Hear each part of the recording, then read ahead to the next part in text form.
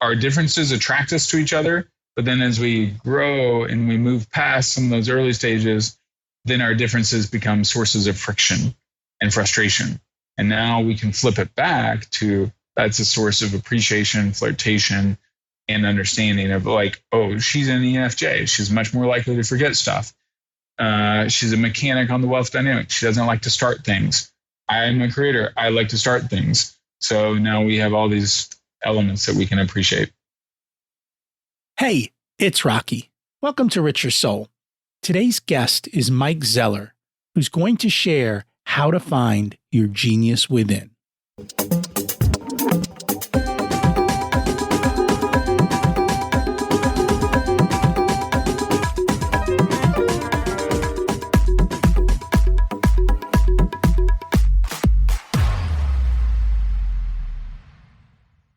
Imagine it's 12 months from now, and you've achieved your major life goals. How does it feel to be in the best shape of your life? To wake up energized, excited about the day? To have great relationships and friends who support you and propel you forward? How does it feel to have an excess of money, to be able to make the choices you want? To be fearless and open to trying new adventures? Imagine being connected to the universe and it providing everything you desire. It's possible over time, and your past does not dictate your future. The only thing holding you back from this vision is you. It's time to take control of our thoughts and use them to our advantage. Welcome to Richer Soul, where we achieve our dreams and create harmony to health, wealth, relationships, time, and spirituality. If you have not had a chance to listen to episodes 1 through 9, I encourage you to go back and listen to the framework behind Richer Soul and how to create the life of your dreams. You can also find all the show notes for this episode at richersoul.com. Today's quote comes from our guest's book. It's by Steven Pressfield. Resistance goal is not to wound or disable. Resistance aims to kill. Its target is the epicenter of our being, our genius, our soul, the unique and priceless gift we were put on earth to give, and that no one else but us has. Resistance means business. When we fight it, we are in a war to the death. Have you beaten resistance in your life? We're going to talk about that and many other topics on a fundamental level today, and figure out how to make sure we can break through it. Before we do, let's review last week's action step, which was to pick up the phone and call someone, a loved one, a relative, a best friend that you haven't spoken to in a long time, and be the enlightened person to reach out and rebuild the relationship. I'm getting better at this. How about you? It's always fun to hear from someone you haven't talked to in a while and just catch up. In life, we go through our ups and downs, and everyone handles them differently. What I've learned is it's not the event that creates the emotion. It's us who gives the emotion to the event. Someone else might look at it totally differently. The other thing I've noticed is we all have our limits, and there are limits above and below us. We stay in that zone of comfort. If things aren't going well, if it's within our zone, we kind of tolerate it. But once it breaks through, we make a change. Same thing on the top end. You break through your upper limits and it gets a little scary and you tend to drop down. The key is to break through it all and be all that we can be. And that is what today is about. Finding your zone of genius and learning to thrive within it. Our guest is Mike Zeller. He's a business architect and entrepreneur mentor who helps professionals find their zone of genius and rewire their subconscious to fuel momentum towards their life's purpose. He's mentored over 300 high-level entrepreneurs from all over the world, helping add tens of millions in revenue to his clients. An entrepreneur himself, Mike has founded or partnered in over 20 ventures across multiple industries, including technology, real estate, digital marketing, and more. Let's meet Mike and learn what he has to offer. Welcome to Rich Your Soul, Mike Zeller. It's great to have you join us today. Excited to be here, Rocky. Can't wait to dive in, my friend. I am excited to talk to you as well. I know you've met a lot of the same people, worked a lot of the same people that I have, so it'll be fun to reminisce a little bit. Before we do that, let's start at the beginning. What was it like when you were growing up, and how much did your family and school teach you about money? Growing up, my dad, like your parents, was an immigrant. 8th grade education, kind of blue, not exactly blue collar, but a little bit of blue collar aspects of just being an immigrant. Moving to America, initially doing manual labor, post World War II, 1960s, and a lot of the things I've learned about money came from those insights that he gained, and a lot of it is around, to be frank, thrift and a little bit of scarcity, because he grew up, when he had mostly meat, or he had meat once a week, and growing up in Germany because of post-war, and he was born in 1940. So he had certain things that were just happening in his life where he learned thrift and to save things and to use things to the extent of their lifespan, instead of kind of American consumerism where we dispose of things readily and easily.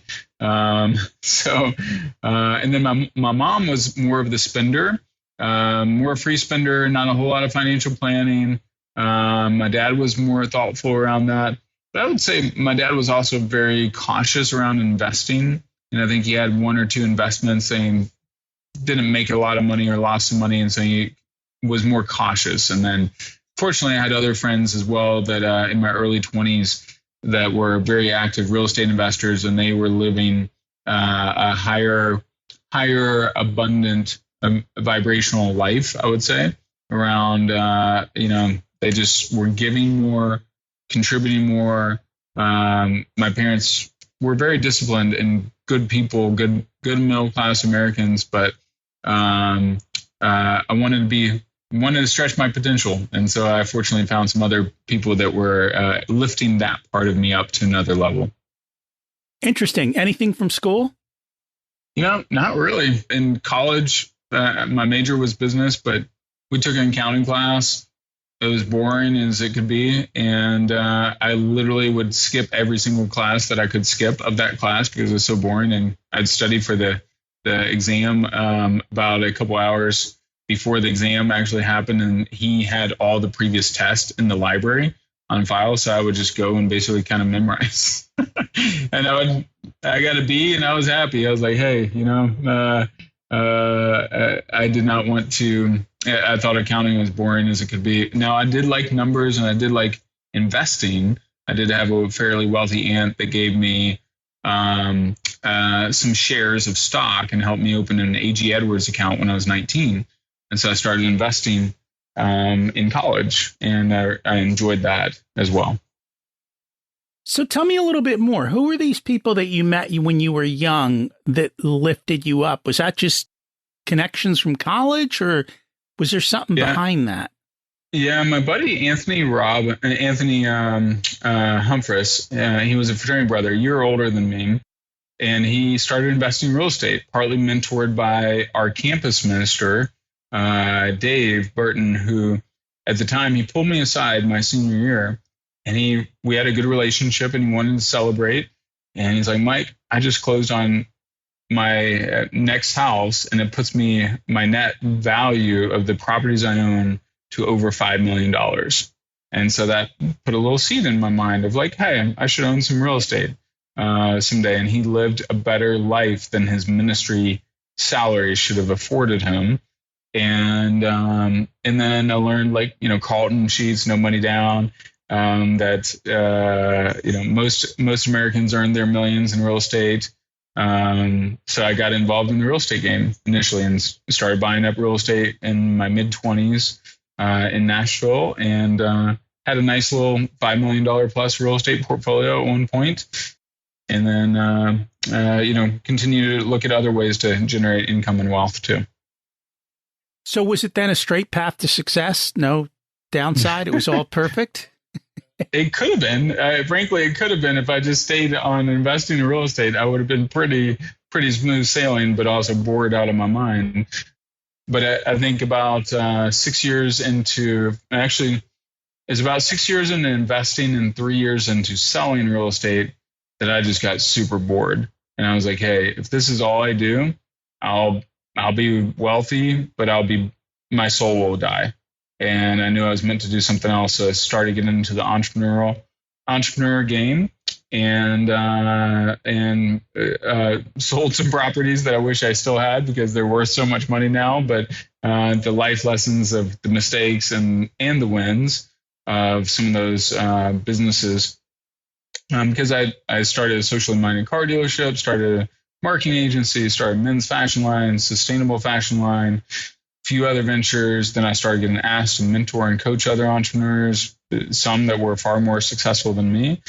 And that's when I really started stepping into my life purpose. I remember early in my 20s where I was like, hey, my divine download or whisper was that I'm called to mentor and invest in some of the brightest and best people in the world and help them unleash their God-given potential. And so that's still my calling today is help unleash people's genius. And I wouldn't have done it without going through the heartache of like losing $1 million and some of the other things that I had to do where I made dumb decisions that ultimately led to that too. So tell us about that. What happened? In 2018, about 2 months before we got married, I had a real estate investment, my first and only one that I lost money on, but I ended up losing over $250,000 on it total. And that was a hard hit to the bottom line. And then my partnership in the real estate team that I had, we had one of the top teams in Nashville. It disintegrated. My partner and I and my team partially had a change of opinion, and we ended up splitting up. And I lost basically my cash cow business that I was working 5 to 10 hours a weekend, and it was generating a lot of cash for me. And in the end, it was a gift because it finally got me out of something that I wasn't meant to be in long term. But it was really painful. I mean, that year I lost, personally had a bottom line loss of over $500,000. And it was a reset period. And it was about a 3-year rough season of just, I had so many dominoes or so many balls I was juggling. And I learned I didn't have the right business partners for certain ventures of like operational partners. And then when one ball I'm juggling catches on fire, then another one catches on fire, then we react and we quit making smart decisions and quit managing the bottom line the way you should. And ultimately ended up losing, over $1 million and having it together with some of the real estate that, paid off over $2.4 million in debt in about a 24-month period after that. So it was brutal. And I also got married during that time too. So my wife jumped right into the, inferno of fire. And you keep talking about this dichotomy. Hey, I've got money. Life is good, but life is boring and it's not fulfilling my soul. Yeah. So if you look, I'm big into finding people's unique path for building wealth and also path for fulfillment and purpose. So one of my favorite personality tests is called Wealth Dynamics. And on the Wealth Dynamics, it shows you 8 different paths for building wealth. I'm on the creator path. Other people that are on the creator path, Steve Jobs, Elon Musk, Richard Branson, Bill Gates, others, Sarah Blakely. Then you've got guys like Warren Buffett. Warren Buffett's on the accumulator path. What's an accumulator do? They buy and hold, buy and hold. They keep accumulating. They're very risk averse, but it's kind of slow and steady wins the race. Okay. And that's a sound financial strategy, obviously. Now, the creator pathway, we are born to create. We're born to take some of those risks that are irrational and crazy and stupid to other people. You look at Elon Musk. He took his, whatever it was, 100 million or 300 million from PayPal, puts it in a solar city, SpaceX, and Tesla all at the same time. They're all startup baby businesses. They're all on the verge of bankruptcy. for like the next 3 years. And he's stretched to the limits. Almost, we're all surprised he hasn't burned out working his 100-hour weeks. But he presses through and eventually makes it to the other side. Steve Jobs, his life, boom, way up, head of, Apple. Then he gets kicked out of his own company and is in basically in the desert for the next 4 or 5 years until he, Apple brings him back. But Apple was on the brink of going out of business. But he fortunately also had Pixar at the time because he bought Pixar. So, the creator's path is a lot more up and down, and it's a lot more risk. And I wouldn't have it any other way, frankly. I'm going to have bigger highs and lower lows than a lot of people. That now I want to minimize my lows, much wiser on the next round. But I would say, like, creators were much more likely to go bankrupt than an accumulator or a lord. A lord is an empire builder. Rockefeller, Carnegie, they were empire builders. Slow and steady, stayed locked in on one thing. Richard Branson has 400 different companies. Not all of them have worked out. Many of them have, obviously. So, how do you deal with the lows? Like, how do you feel comfortable in that moment of knowing it? Yeah, you don't feel comfortable in that moment. I'll give you, be honest about that. There was mornings and days where I woke up with my arms wrapped, like I'd wake up at 6 or 7 a.m. and my arms would be like squeezing my chest. Almost like physically I was anticipating the stress of the coming day and all the fires I'd have to deal with. Well, but I had hope. And I knew this was part of my journey. And then you look at other people that are wired like you. Like on one hand, if I built my business like Warren Buffett, my soul would die. Smart, strategic financial plan, but not fulfilling at the end. But if the things that I'm going to build in the next decade, they'll 10x what I did anyhow during that season. I mean, I'm already on that path and some amazing opportunities have already opened up. And I had to go through that gauntlet so I can also serve others. Now I get to protect a lot of my other clients and friends from doing some of the stupid mistakes I did. And it gives me a more compelling story. I mean, I've got another 40 plus years to create. So I'm just getting started. You said you have to know yourself. Yeah. And I find for a lot of people, that's not easy. No. So how do we do it? In fact, great question, Rocky. One of my favorite quotes, and I opened my book with this quote. Socrates said, "To know thyself is the beginning of all wisdom." And we look at our Western civilization, democracy does not exist without Socrates. Socrates mentored Plato and Aristotle. A lot of our Western culture comes from his mentorship and what he instilled into Plato and Aristotle. And secondly, you look, a guy that I talked to last year, D. Hawk, the founder of Visa. So it was Visa credit cards. He's 99 years old as of today. And not today, but this year. And I talked to him. And when he sold his equity in Visa in the early 80s or late 70s, he started writing for Harvard Business Review and researching the very best leaders in the world. And he found that the very best leaders in the world did something that normal leaders did not do. And it's not what you think. Are you familiar with D by any chance or read any of his stuff? And he found the very best leaders in the world spent more than 50% of their time leading themselves versus everyone else is focused on leading other people, getting other people to do what you want them to do, all that. But I've found if you trace back and you reverse engineer extraordinary results, whether we look at sports, I love sports. You look at the Tampa Bay Buccaneers last year, Tom Brady. He's not running out and catching passes. In fact, you don't want him doing that. He's slow. And he is not a great pass catcher. But he knows his genius. And he can't be the quarterback Aaron Rodgers is and can't be the quarterback Lamar Jackson can be or Patrick Mahomes. He knows who he is. The people who accomplish extraordinary things, they put themselves in extraordinarily right positions.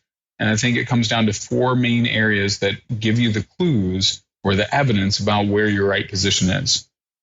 So what are those? Good question. First one, your unique talents.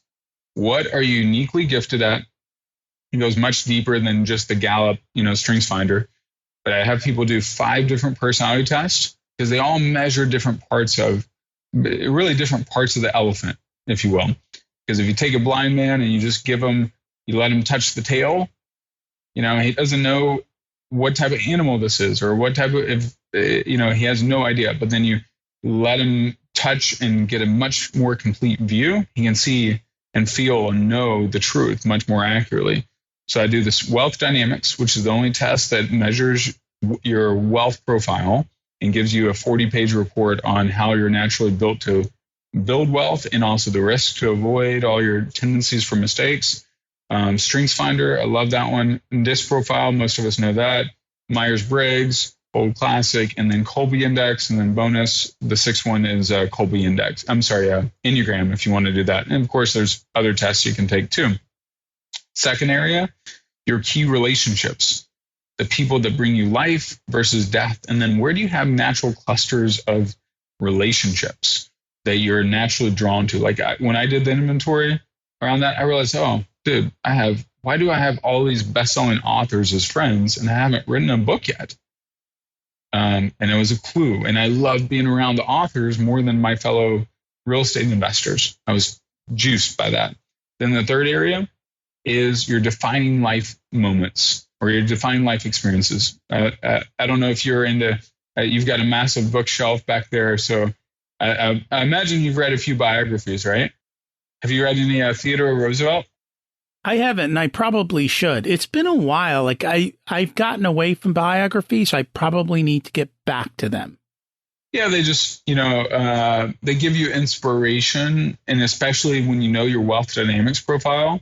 For example, I've read, Steve Jobs, Elon Musk, Richard Branson's, especially isolating and locking in to see how they navigated their trials, which gives you hope when you go through the trials. But Theodore Roosevelt, for example, some of his defining life moments, he watches his dad die of cancer in his teenage years because of all the stress that he was anti-corruption-ish, or like he was fighting against corruption in New York City. That plants a seed. Eventually, at age 22, 23, his wife gives birth to her first baby. She dies while giving childbirth. Next, 24 hours later, his mom dies in the same house. So he's distraught, forlorn, sad as can be. He leaves his baby with his aunt, goes and lives in the South Dakota wilderness for like 6 months. And you go back to his battle with asthma. He was a weakling. Everyone thought he was a weakling because he had asthma and couldn't breathe outside. Well, he had to train himself. That obstacle became the way. Then he journeys back to South Dakota, lives in the wilderness for 6 months, hunting bison and other things. And while he's there, it heals his grieving, or at least helps him move past it. Comes back, eventually becomes a politician, governor, New York City police chief, fights against corruption in New York City again, eventually becomes vice president of the U.S. I think it's less than 100 days. Within the presidency, his president dies. Theodore, like they put him in the vice president role because his opponents were like, hey, he won't be able to do any damage there. They wanted him to hide out. And that was like, hey, let's put him there and we essentially handcuff him. Yeah, exactly. And then turns out the president dies. Well, what's he do? He breaks up the monopolies, breaks up the big trust. U.S. Steel, Rockefeller, Standard Oil, breaks those things up because he had the courage. Those life experiences had set the stage to help him break those up. So if we look at the patterns and trajectories of our life, we can assemble the clues. And then the fourth thing is the values and passions. What do you stand for? What do you stand against? What are you insatiably curious about? If you gather all the clues of your unique talents, your relationships, defined life experiences, and your values and passions and get them all on, it's almost like getting all the dominoes on one table. Then patterns pop. Like we look at Jim Collins and his Good Grade and other books. He gathered enough data that the patterns could pop like popcorn. And I found that in people finding their purpose and deepest area of genius and their natural fit within a company, whether they're the entrepreneur or they're an employee, it's incredibly powerful. It is. You just have to take the time to do all of that work. Yeah. It's not something that you find out in a weekend. No. It takes a bit of effort. And a lot of times I find we're blind to our own clues. Yeah. And so we need to listen and explore and hear what other people are saying and what the universe is telling us. Yeah. And kind of get back. So let's kind of take a little bit of a left turn, because there's a part of the journey I want to learn a little bit more about. You know, a lot of my past guests, and many of them, including me, we've been to Tony Robbins. I'd love to hear what your experience with Tony Robbins was like. Frankly, it was unbelievable. He's still one of the single greatest impactful forces in my life. And I haven't been to a Tony event in at least 6 years now. I love the experience. I was in his Platinum Partner program for 2 years, his 100K Mastermind, and it radically shifted me from playing small and believing in myself and seeing what I could become and stepping into it. There's no one better in the world at creating a dynamic, transformative experience than Tony. And I'm forever grateful for how he teaches you things like proximity is power, getting yourself in, being hyper intentional around who you surround yourself with, the mindset, and how to move and shift. And like my rough season, I've had 2 major rough seasons in my adult life. Both of them I would not have been able to navigate nearly as effectively without Tony's help. And just living big so that you can contribute big. That's another piece that I would add that I really love from Tony. So I wouldn't have ventured. I would have stayed a lot safer if I didn't go through Tony's programs, frankly. What about you? What was your experience like? So I've only been to one of his programs, UPW, and it was kind of an eye-opening thing. Tony has a way of waking you up in a sense, right? And to watch that and then just understanding why we are the way we are. And then it was interesting also because he is just such a master at what he does. And to watch him work a room in a crowd and how he does that is pretty incredible. We actually went to that event almost as a family. My daughter was there. She was part of one of his programs. My wife came with me. We sat apart. It really helped my wife to kind of change the way she looked at the world considerably. She went on and did a bunch of the other programs. So for her, it was really good. I have no desire, but I know the cost of success, and I don't wish to pay the price that some of those things require. And the price is time and giving up stuff. And maybe if I was in my 20s or 30s, I would have, as a matter of fact, in my 20s or 30s, I would have a very different outlook. I get that. But at this point, you know, by the time I went to Tony, I already had my success. And so it was more just kind of the inner journey versus the financial journey. And it's funny because my wife went to financial mastery. And when you go there, you actually have to fill out paperwork. You have to show them, well, you don't show, but you tell them about your financial status and so forth. And she's in the room with hundreds of people. I just assumed everybody there was successful. There were only 4 people in the room who had hit his mastery financially, and she was one of them, and she had no idea. Yeah. Because she, you know, she's busy doing her thing instead of paying attention to that was kind of my thing. So it's been a wonderful experience. Tony changes your state. He kind of gets you out of stuck and out of that. And he shows you that you can do so much more than you think is possible. And a lot of what I like from Tony is, and it's the introduction to, so when I was there, Wim Hof was there. So learning the breathing techniques, all of that. Dr. Gundry was there, who does Plant Paradox. So that like changed the way I looked at it. Took another turn in the way I look at food and fuel and made some changes in my life. I mean, I had already done a bunch to that point, but it was kind of taking me to the next level from that standpoint. And just some of the other people you meet through there, again, are definitely that. And so it was a definitely an interesting journey. And I tell people, go. Like, if nothing else, it'll open your eyes, I think. And that's a big part of it. See something He different. has a way of shaking you up and expanding your world of what's possible. He does. And that is what he is perfect at, is change your viewpoint of how you see the world and so forth. And then since then, I've done other things in different directions. And a lot of the things are similar but different. So it's kind of, follow my own path. And it's been good and a lot of fun. And the other guy that I follow that I know you like to follow is Jay Abraham. A master at copywriting, master at business, just the way he does things. Did you do any of his programs or you just follow his work? I've done, he had an additional, kind of group virtual mastermind that he was doing then. And then I also did a mastermind weekend at his house. So it was just me and him and 8 other people. And really great experience too. So love Jay as well.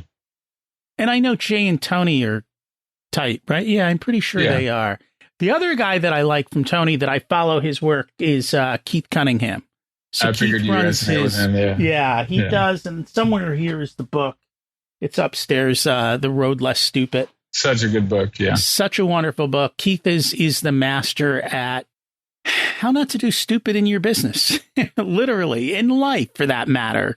And he just lays it out plain as can be of how do you actually build a successful business quite easily. And that was one of the things, because I just watched something from him a couple of weeks ago and it was extremely interesting. He was just talking about business life cycle. And for most businesses, the dead zone is 0 to 2 million. He goes, that's where most businesses fail, can't make it through, never get success. But once a business gets to 2 million, its success rates go up considerably. He's like, rather than going through the struggle, just go buy a business for $2 million. And he shows the room how to buy a $2 million business for $100,000. And this is how you do it. And this is how you sidestep all the struggle and just jump ahead of the line. And it's learning those shortcuts in life that can really, really help you pop ahead. And so that is pretty cool. A lot of the other people you've talked to, they've already been on the show, so we know what they do. Yeah, exactly. Just out of curiosity, because I think people need to hear this, how much time and money have you spent on self-development? Post grad school, over $500,000. And then time, it's over 10,000. I mean, depends on if I count books. I've read over 1,500 books. So let's say, who knows? I mean, it's easily 20, 30,000 hours total, probably 40 or 50,000 hours. And it's something I'm going to continue doing because part of my core mission, core purpose is to maximize my gifts to the fullest. So I'm going to keep stretching, pushing the boundaries of what I can do, taking smart risk and reducing the downside, but continuing pushing the upside and innovating. And I love growth. Like now I'm addicted to living in my discomfort zone. And that is what growth is. It's being comfortable with being uncomfortable and taking that step forward. And this is what I think, a lot of people spend all this money on college. And the reality is it really does not set us up for success in life. You've got to go get all the material after college and truly learn how to, I'm hoping in the future that college gets replaced by these types of things and you create your own learning experience, and less people are caring about the degree itself. If you can go out and build a business and be successful, nobody cares. Yeah, I agree. And we're seeing that trend happen. One of my best friends, he's a professor at Cambridge in the entrepreneurship side. And he's also sees that a lot of the institutions of colleges will be dissolved or will have to pivot and re-innovate to adapt to, this world. We're going to have 20,000 years of technological change in the next 100 years, and over 100 years of change in the next 10. So it's either grow or die for everything. It is. And, whenever someone says what you said, college and entrepreneurship, I just laugh. I'm like, why don't you just take the 100,000 and go start a business? Yeah, you'll learn more. Literally, if you watch Keith Cunningham on YouTube for free, take your 100 grand and do what he says, you'll be so far ahead of the curve. Yeah, and if you pick up my book, for example, and go through The Genius Within, and it takes about 7 hours, 6 to 7 hours to do the full process. Go through that. Then what I found is you take what you're saying, buy a business, learn from others that are already doing it, figure out your zone of genius. Then you know how to build a business much more intelligently, and you can start paying attention to the clues as you're building and creating too, so that you see, oh, this is aligned with me, or no, this is not aligned with me. I'm not so good at that. So what inspired you to write the book, The Genius Within? Partly, with having mentored hundreds of entrepreneurs, what I had is just a lot of people coming up to me, and they were often in a transition season of their life. And you think of the Great Resignation right now, and people just transitioning from one venture to the next venture. And I was like, I didn't believe, and I didn't see this one size fits all model fit for everybody. And you could go through a Keith Cunningham, the 4-day MBA. Some people that are just not wired, some people are wired for what I call the hard skills of business. Some are wired for the soft skills, the people, the brand, the marketing ethos, and others are wired for the back end, systems, financials, operations. Now you got to understand enough of both so that you can make smart decisions. But I'm not a genius at the back end. I know that now. I don't launch bigger ventures now without a genius at the back end, right? Because I don't want to play out of position, but I'm great at the front end, at the front soft skills. And so I think if you do the work and you start seeing what I found is I couldn't properly advise people if I didn't understand more about who they were and how they're wired. And so I started having people take the DISC profile, the Myers-Briggs, and then I was like, that each one tells you something different. And then I was like, the genius, the wealth dynamics. When I discovered that, I was like, whoa, this test is really freaking great. And then I was like, but that's, someone could have the exact same profiles, but they want to go in a totally different direction than someone else. And I was like, oh, it's because their values and their passions. Or another person has all these latent relationships, all these powerful relationships that are right there that are natural to some of their gifts. That gives you a clue, about where they're meant to be and how they're meant to build a business. So I just started creating a process and testing it and seeing, hey, I want to serve my clients in the highest level possible, which means I need to understand them more appropriately.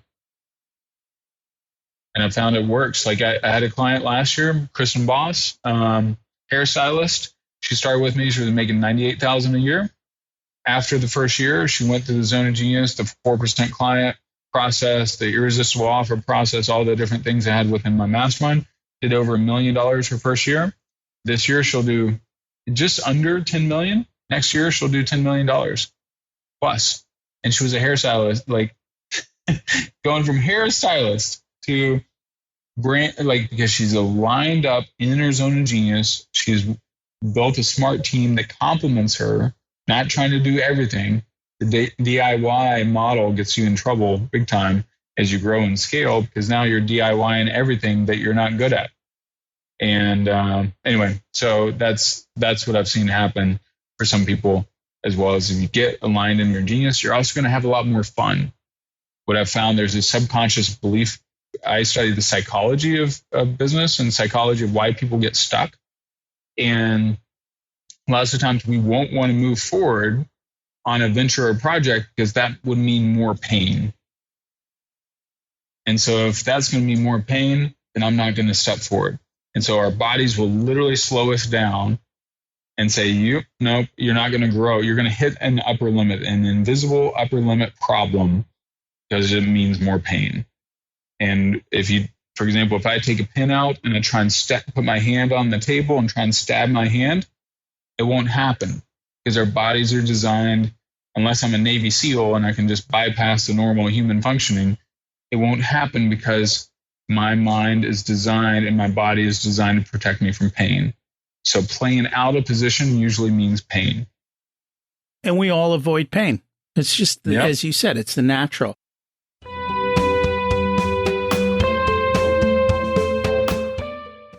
Today's episode is sponsored by Profit Answer Man Podcast. Did you know that most small business owners hate looking at their financials? It's one reason they may struggle with business success. The Profit Answer Man podcast helps them ensure they are profitable and can pay their employees and weather the storms we all have to face. It's built on the Profit First methodology of pay yourself first.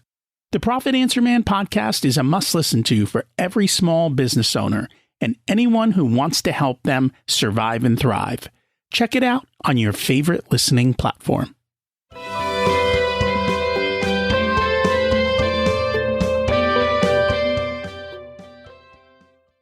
Just from something you were saying before, are you familiar with Gino Wickman and Rocket Fuel? Oh, yeah. All right. I've emailed Gino this week, actually. And that is literally what it comes down to, is the visionary, as you talked about, with the integrator. And when you can put those two together, things are phenomenal. That was a big aha moment for me, is to understand why some businesses skyrocket and some don't, and some partnerships work and some don't. Having that perfect match really helps to do it. And looking backward in my real estate business, I see that. Like, my partner and I were total opposites. We'd fight on everything. But when we agreed, it was perfect. Boom. Because I saw certain things that he didn't see. He saw things that I didn't see. And when we could see together, we knew that we had a great opportunity going forward, and that it would work. Yeah. And same like in marriages. I've found, I've got with my wife, about 2 months into our dating relationship, I had her take all the tests too. And I was like, babe, we're going to do a Zone of Genius date. And she told her sister, she's like, this guy, I really like this guy, but he's having me do something weird. He's having me take all these personality tests, and we're doing a date around it. But it helped her understand me, helped me understand her. And then we appreciate and flirt over our differences instead of like, sometimes our differences attract us to each other. But then as we grow and we move past some of those early stages, then our differences become sources of friction and frustration. And now we can flip it back to, that's a source of appreciation, flirtation, and understanding of like, oh, she's an ENFJ. She's much more likely to forget stuff. She's a mechanic on the wealth dynamic. She doesn't like to start things. I'm a creator. I like to start things. So now we have all these elements that we can appreciate. And that's a big part of it. When you understand the other person, then you can appreciate that. And you go, oh, they're not trying to annoy me. They're just wired different than me. Yeah. And they think differently than me. And so I need to appreciate that and not fight against it in the same way that I'm probably annoying them because of the traits that I have that are different than theirs. So one of the things you talk about is your identity precedes your destiny. What do you mean by that? So back to like an upper limit problem, what I found with a lot of the entrepreneurs that I've served is they will often hit an income ceiling, and they'll almost stay in the same pattern of like this same upper limit, same floor, basically in the same range for sometimes 5, 10, 20 years even. And also you look at in sports, when someone has a inferior identity, until they flip through and bust through, and like the San Antonio Spurs, for example, Tony Robbins actually helped them break through and finally win their first championship. But they had an identity where they would be great in the regular season, fail in the playoffs, great in the regular season, choke in the playoffs over and over and over again. They finally busted through that, and then they went on to win 5 NBA championships, and it was because their identity had flipped from a championship. Michael Jordan faced the same thing, LeBron, Tom Brady. And what it is more often than not, you have to have the identity and the mindset of the championship mindset of whatever you're building, whether it's a business, relationship, etc., of where you want to go and where you want to be to attract that. Like one of my friends and collaborators is one of the top matchmakers in America.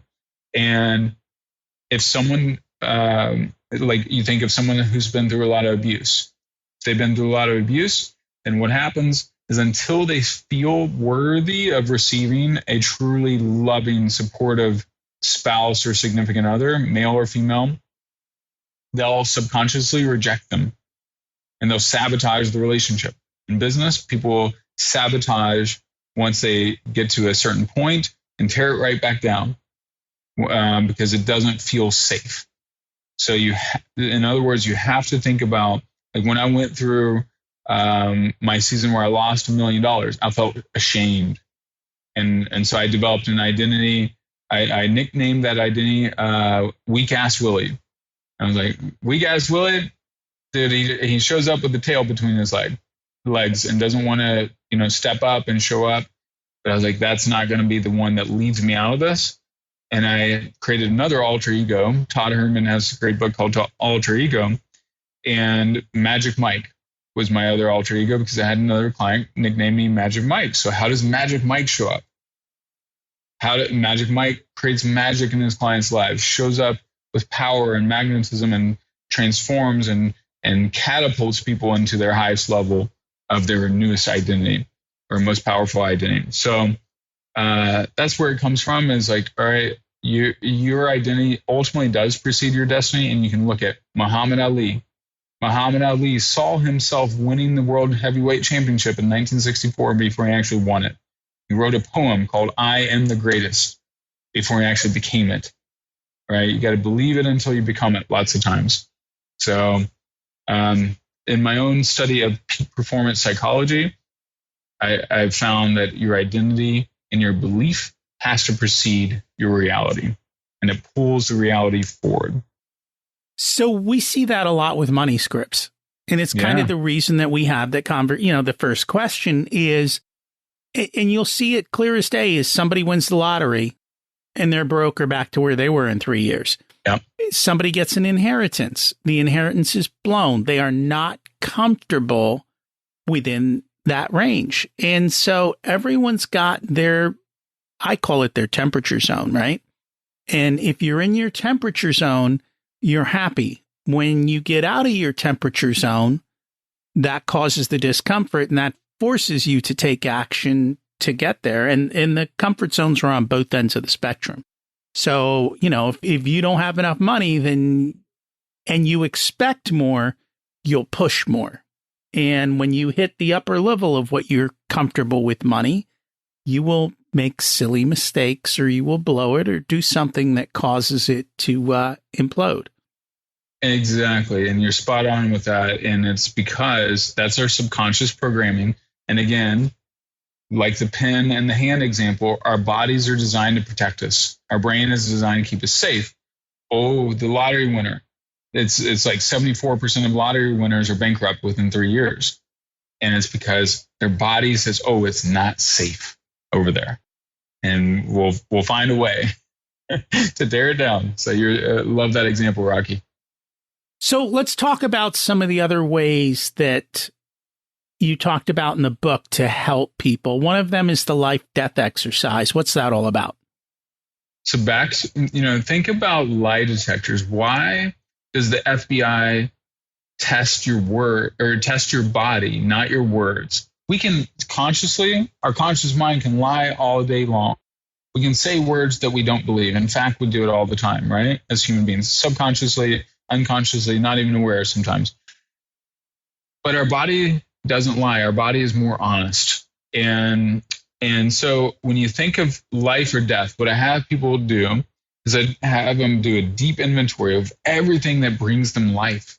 Oh, paint. Like I had one, actually a girl I was dating at one point. She was in the corporate world, doing great. She's like, hey, this isn't really what was fulfilling for me. And she had this story and this experience being an artist and a painter before. Well, that brought her more life. Now she's a phenomenal painter and selling her paintings for thousands of dollars as she stepped into more of what brings her life. So you do an inventory of what brings you life, and then you an inventory of like everything from the past week or month that has brought you death. Like if it's doing the dishes, if it's administrative stuff, it's doing the accounting, if it's doing X, Y, Z. Because our tendency is to procrastinate, avoid, or just delete things. Ideally, we want to delete or delegate things that bring us death. And oftentimes, like I found in business owners, I have another client, he's doing almost $10 million a year in his business, and they just had a record year. He should be elated. But guess what? When during our first session, he was depressed and discouraged from his business because it meant more meetings, more administrative stuff, no more of the fun stuff that he used to get to do. Because now he is the CEO running the business like another CEO that he read about in some book, instead of reading about and being the CEO that he's uniquely designed to be. And he didn't have any white space to create. He's a creator on the wealth dynamics too. And he was locked into administrative stuff. And so we did the life and death. We wrote it all out.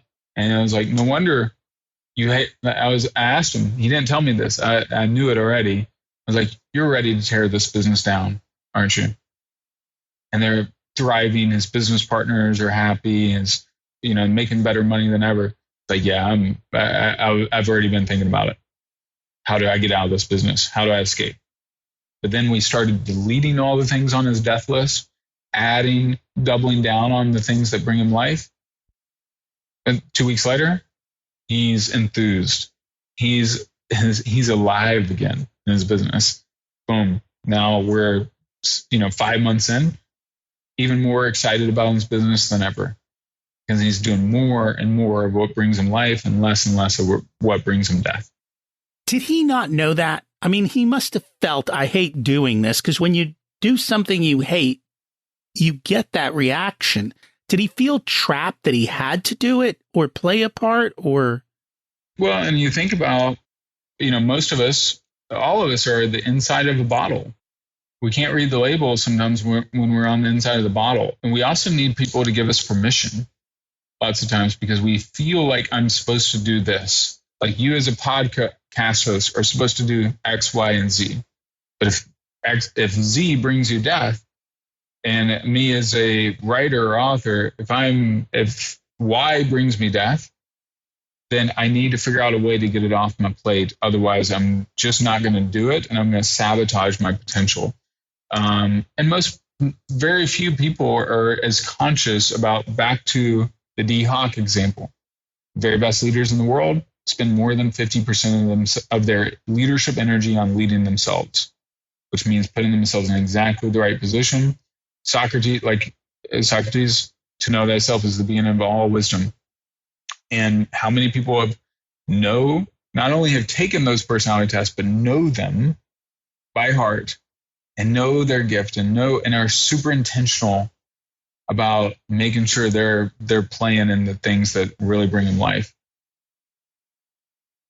And we could always get better. Like I teach this stuff, but there's more that I want to learn. I just read Stephen Kotler's book about flow. Another crazy thing, if you play out of your strengths, you are twice as likely to step in the flow. And when you're in flow state, you're 500% more productive. I just learned that 2 weeks ago. I'm like, oh, wow. No wonder I got to do more and more of this and less of that. And that's true. When you're doing what you love, time disappears, right? food disappears. You don't worry about all of these things. You just do it and you go. And then 12 hours later, you're like, go. What happened to time? Yeah. What happened? Yeah. I cranked this out. I got it done. It worked. And it's pretty amazing on how that all kinds of comes together. Very much so. Yeah. And I've seen, for example, for me as a creator, I'm going to write 2 books a year for the next decade. Because frankly, architecting, designing out the book is really easy for me. I can do that faster than about anyone I've met. I've helped a lot of my clients do it. I created my abundance journal. I did that in 4 hours, 4 or 5 hours. And now I have a beautiful, amazing, transformative journal on 33-day journal leading people to abundance. But finishing the project, I'm great at the first 80%. I suck at the last 20%. And if you don't have somebody to do that, nothing will ever get done. Mm-hmm. Correct. Exactly. I have a bunch of half-started projects. Mm-hmm. And then everyone will look at you and go, that guy never gets anything done. He just half starts projects. He doesn't follow through. And then if I'm in the DIY mentality, then I'm pissed at myself and always trying to discipline myself to finish things. Versus now I have great team members that I hired based on their strengths and their area of genius. And they're phenomenal at finishing things. And they love working with me because I put them in their place where they're in their zone of genius. I'm in my place, in my zone of genius, and we're both flourishing. So let's get people to take some action. What's one thing people can do this week to take a step forward? First total free thing I would do the life and death exercise. Take out a sheet of paper, spend 30 minutes, one side of the paper, write life, back side of it, write death. Look back at your calendar, look back at your week, look back at your month even, and write down everything that brings you life and everything that brings you death. From the lowest things you can look at also, hey, I didn't get in massages or playing basketball or having wine with friends. That brings me life. I didn't do any of that. Why didn't I? Schedule it in. Walks in the park, whatever. That's one thing. And the second thing, I would say, commit thyself to finding your deepest area of genius. If you figure that out, if you're in a job, your income will potentially go up like I've had people that have essentially doubled their salary by stepping in their zone of genius. If you're leading your own business, you're much more likely to have a lot more fun, break through that invisible upper limit and crush your goals and design a team that's much more aligned when you go into your zone of genius. 2 excellent action steps. Yeah. I would add the third thing is work on your money story. I like what you were talking earlier about your money scripts. Your money scripts are another invisible glass ceiling or upper limit problem of worthiness. It comes down to your self-worth. Money is really a reflection of self-worth. It is. If you're not worthy, you won't get it. And we've had a lot of guests that have shared on that and how you change your money story and how you improve it. So definitely, you've given people a whole lot of homework. Yeah.